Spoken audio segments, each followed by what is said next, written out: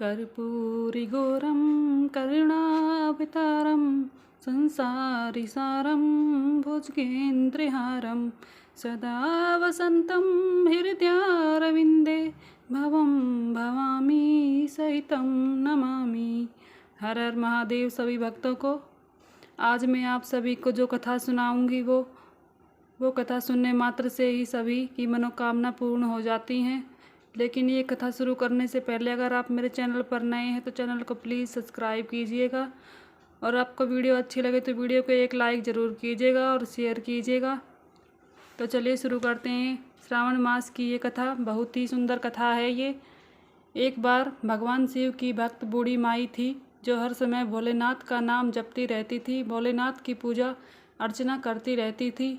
परंतु वो बूढ़ी माई बहुत कंजूस थी। वो कभी किसी को एक रोटी दान नहीं देती थी। जब पड़ोसी उसे कहते थे, बूढ़ी माई कभी तो किसी को कुछ दान पुण्य कर लिया करो, तो वो कहती, मैं भगवान शिव की इतनी बड़ी भक्त हूँ, मुझे दान पुण्य करने की क्या आवश्यकता है, वैसे ही मुझे शिवलोक की प्राप्ति हो जाएगी। वो बूढ़ी माई से नहीं जानती थी कि अन्न का दान सबसे बड़ा दान होता है। एक दिन भगवान शिव सोचने लगे कि इस बूढ़ी माई को सभी लोग बहुत समझा चुके हैं, लेकिन ये किसी की बात नहीं मानती है। ये मेरी भक्त है, अगर मैंने इस पर कृपा नहीं करी तो मेरे भक्तों का मुझ पर से विश्वास उठ जाएगा। ऐसा सोचकर भोलेनाथ ने एक भिखारी का रूप धारण किया और उस बूढ़ी माई के द्वार पर पहुंच गए और भिक्षा मांगने लगे। तो बूढ़ी माई बाहर आई और बोली, बाबा मेरे घर का सारा काम पड़ा है, बाद में आना। ऐसा कहकर वो अंदर चली गई। भिखारी के रूप में आए भोलेनाथ वहाँ से चले गए। थोड़ी देर बाद भोलेनाथ उस बूढ़ी माई के द्वार पर आए भिक्षा मांगने। तो बूढ़ी माई फिर से बोली, अरे बाबा अभी मैं घर के काम पर कर रही हूँ, बाद में आना। एक बार फिर से भगवान भोलेनाथ रात के समय उसके द्वार पर भिक्षा मांगने गए।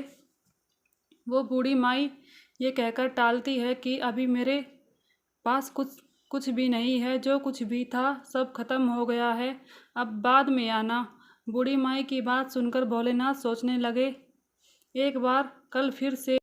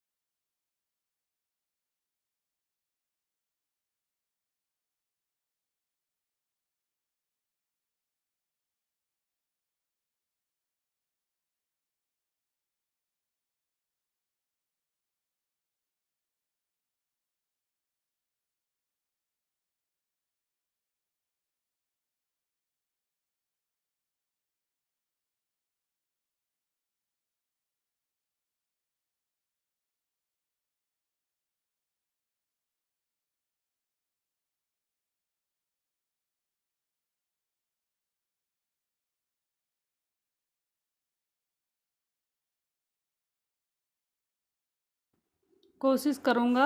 ऐसा सोचकर भगवान शिव फिर से उस बुढ़िया के द्वार पर पहुँचे और भिक्षा मांगने लगे। माई मुझे कुछ खाने को दे दो, मैं बहुत दिन से भूखा हूँ, ऊपर वाला तुम पर दया करेगा। भिखारी की बात सुनकर बूढ़ी माई को गुस्सा आ जाता है।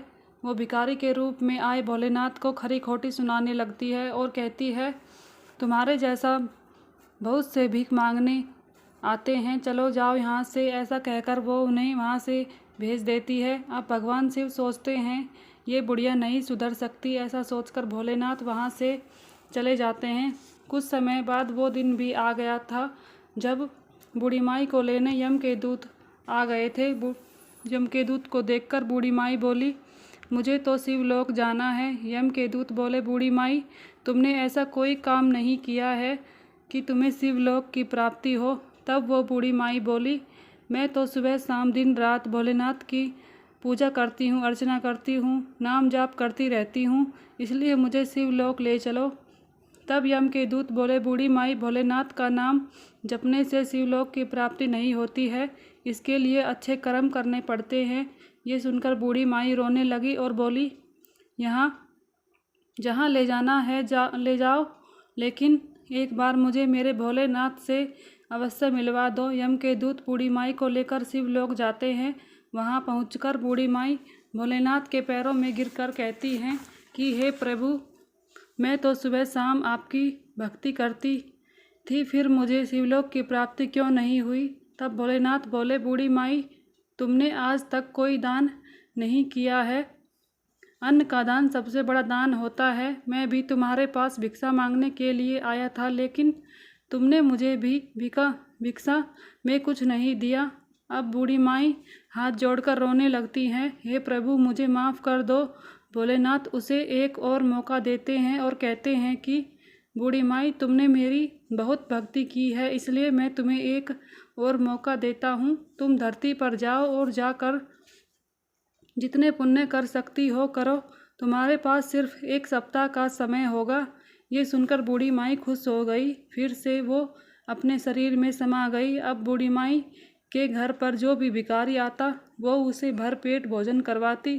पूरे सप्ताह बूढ़ी माई ने खूब धर्म कर्म किया और अपने मरने से पहले उसने सोना, चांदी, रुपया, पैसा, भोजन आदि सब कुछ दान किया। आप सभी को यह सप्ताह के बाद जब बूढ़ी माई के अगर आपको कथा अच्छी लगी हो तो वीडियो को लाइक कीजिएगा, और आप मेरे चैनल पर नए हैं तो चैनल को सब्सक्राइब कीजिएगा, बेल आइकन को प्रेस कीजिएगा। मिलती हूँ फिर से एक अगली वीडियो के साथ। तब तक के लिए सभी को राधे राधे, हरे कृष्णा, हर हर महादेव।